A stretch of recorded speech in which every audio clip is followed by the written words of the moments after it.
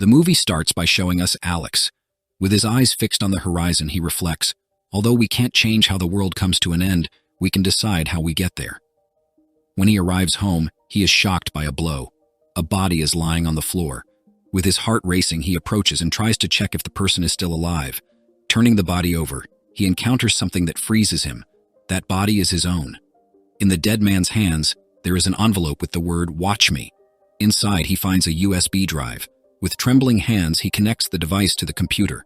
When the video starts, the surprise is even greater. The man on the screen is himself.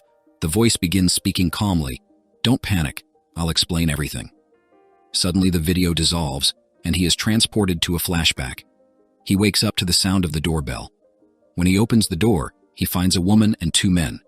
She introduces herself as Rebecca Stillman, from the Advanced Research Institute of Science and Technology, ARIST, which has a contract with the NSA. Inside the house, Rebecca asks Alex to sign a document before explaining the details of the job. When he hesitates, she offers him a check. "You are one of the best cryptographers of your generation," she says. "We want to hire you to encrypt a secret message."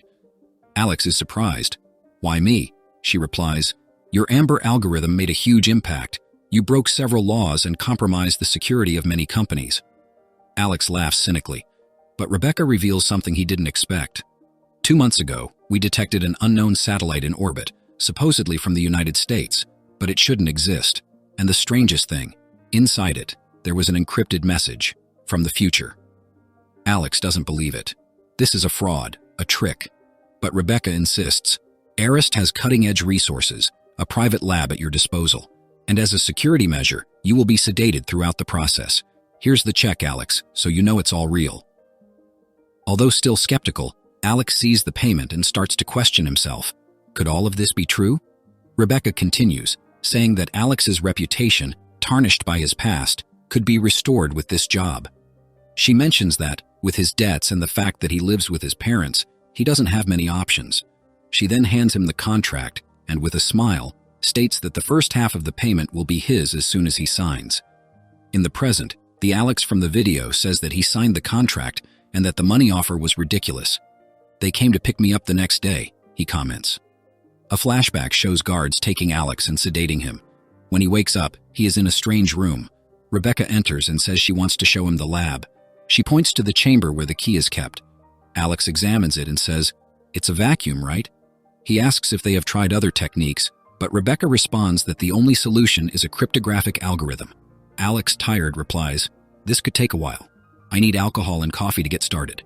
5 weeks later, we see Alex, exhausted and frustrated, trying to crack the encryption. Rebecca enters and tells him that the company has organized a weekend off. She also mentions that he hasn't been consulting with the company's psychiatrist, but Alex interrupts her, visibly suspicious. She leaves, and he continues, more obsessed than ever. At one point, Alex has a hallucination. He sees a woman writing something on the board, but when he looks at his desk, he realizes he's bleeding from his nose. That night, sitting on the bed, he runs his hand over the sheets and finds a message in binary numbers. After deciphering it, he discovers the name Beth Carter. The next morning, Alex confronts Rebecca. He reveals that he wasn't the first to be hired for that job. The data he received is part of a project for a machine, and the encrypted message was in Navajo. It said, "We are on the brink of World War III, and the machine is our first line of defense." Rebecca looks at the surveillance camera and says, "You're dismissed. You will be paid and placed under surveillance." Alex, stunned, asks, "What's going on?" She coldly replies, "This must remain confidential. Now, you will be sedated." Later, Alex wakes up and vomits. He reflects on what happened and wonders if the discomfort was caused by the sedative or the stress. A few days later, he starts hearing static from the radio. 2 men arrive at his door. Alex asks if they are from ARIST, and the 2 men ask to come in. They say they have some questions about his recent work. When Alex says he cannot talk about it, one of the men questions why he took the job. Alex, trying to avoid the question, jokes until he finally admits, "I did it for the money." They press him, asking if he did it for the greater good. Alex denies it, and the static in the environment turns into a sharp buzz. "I've had a headache for a week," he says, trying to explain. The men ask if he needs help, but continue pressing him, mentioning his work history. Alex asks for some ID, but they keep asking questions. "Are you at peace with the evil your weapon could cause?" He is taken aback. saying he didn't know what it was, and they ask about regrets.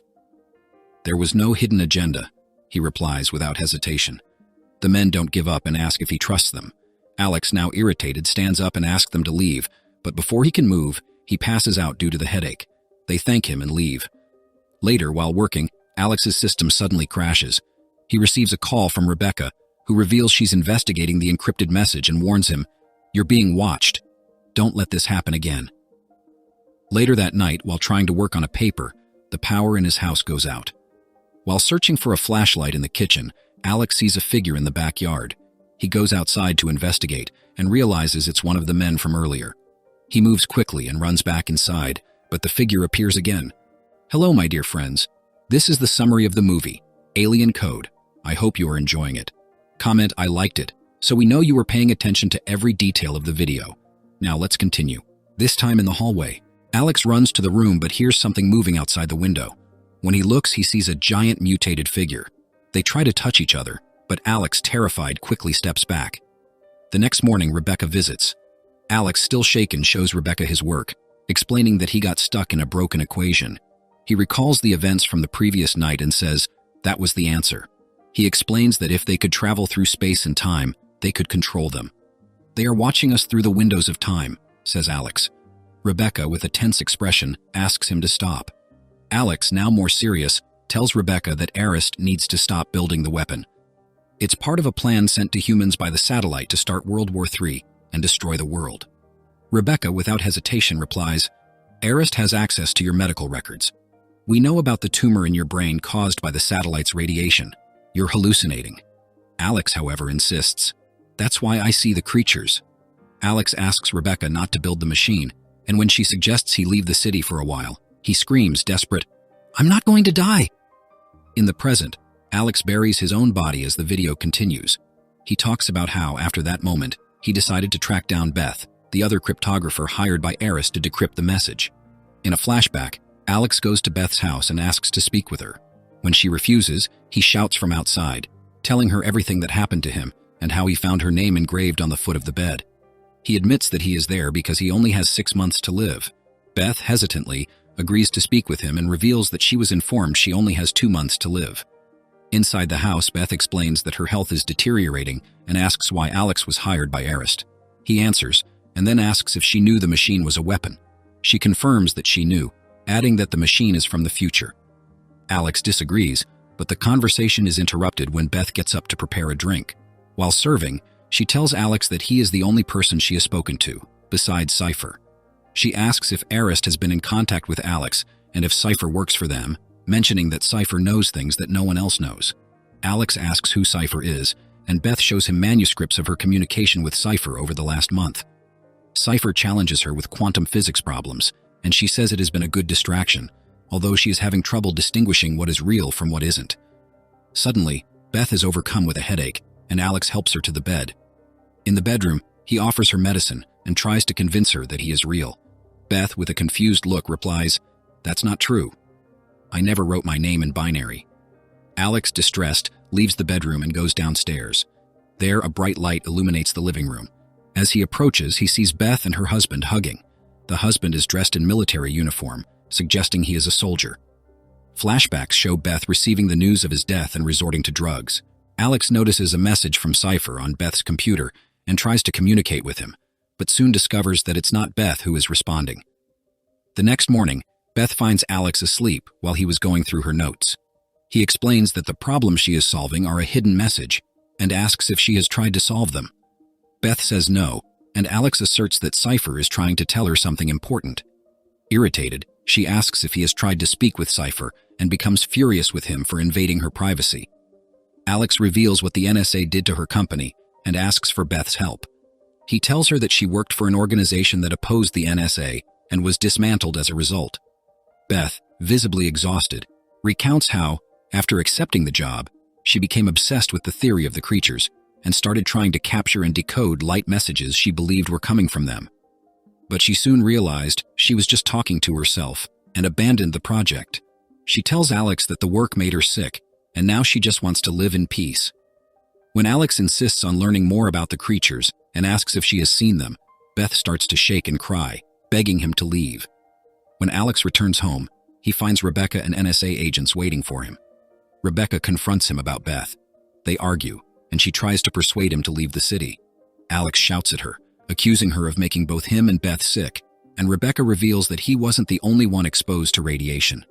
She warns him about the dangers of continuing to see Beth and says that he won't see her again.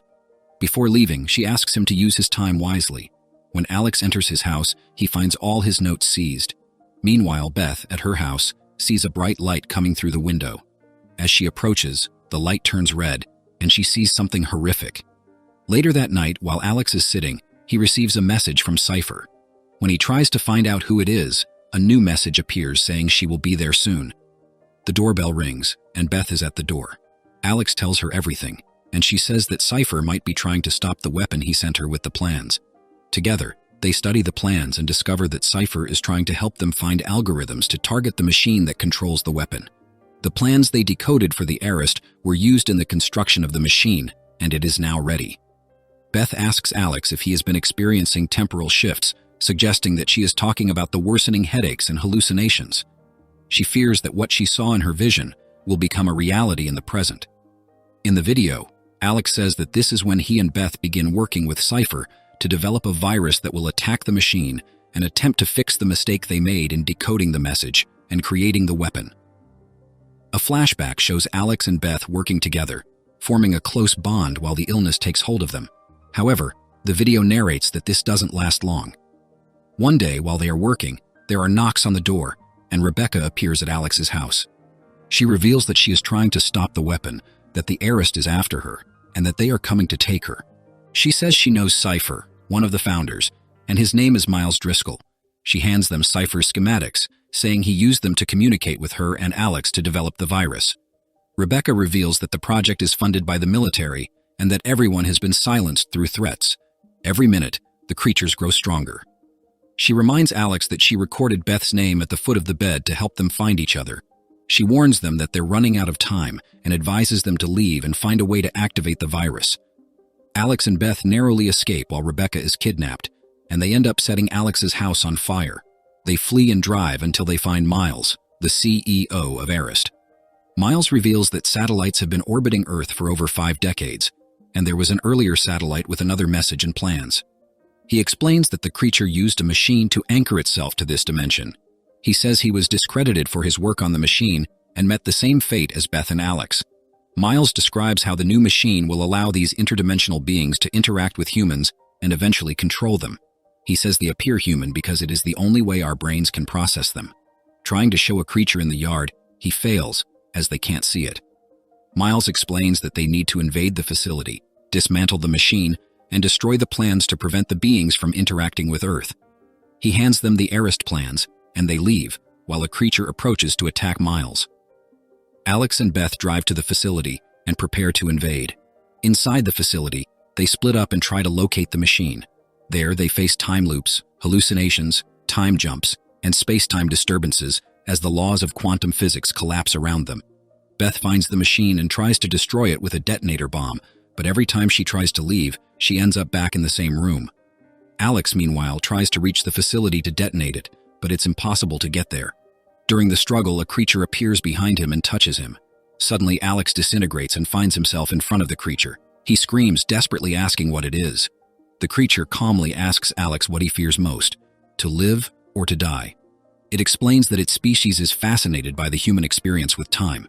For humans, time is linear, which creates possibilities, consequences, and victims, something that doesn't exist in the creature's time, where everything happens simultaneously. It asks whether, knowing the consequences of their actions, humans would be able to live with the pain they carry. Alex, visibly shaken, responds that he cannot bear this form of existence. He says it is making him sick. The creature tells him that the only certainty for humans is death, but he tries to escape from it. Time, after all, is what defines everything for man. It then asks Alex, if you could go back in time, what moment would you return to? Alex, with a determined look, replies that he would try to stop the creatures from doing what they were about to do.